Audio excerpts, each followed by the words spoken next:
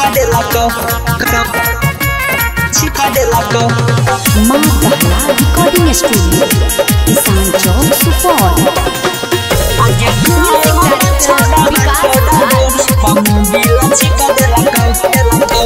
बोले ने के तो टनकी के ढक्कन छौड़ी लिक के लकम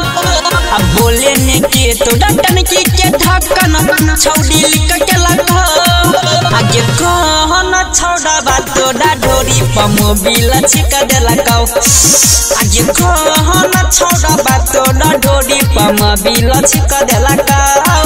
अरे बोले ने के तोड़ा इन जन के छौड़ी चीज के लकौ बोले ने के तोड़ा इन जन के छौड़ी चीज के लकौ कहन छौड़ा बात तोड़ा ढोरी प मोबिल छिक दे लकौ गोई कहन छौड़ा बात तोड़ा ढोरी प मोबिल छिक दे लकौ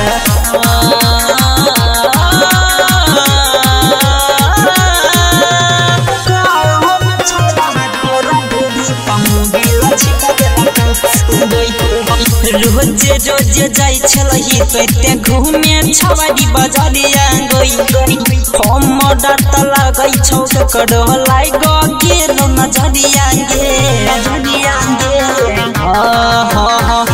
रोज रोज जाई छलही तोते घूमे छवाड़ी बजरिया गे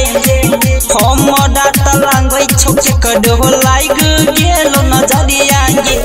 गलिया पे तोड़ा कौन छोड़ा बोले निशाना देला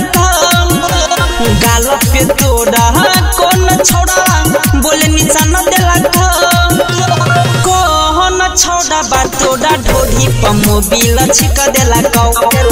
आगे कौन छोड़ा बात तोड़ा ढोरी प मोबिल छिक देला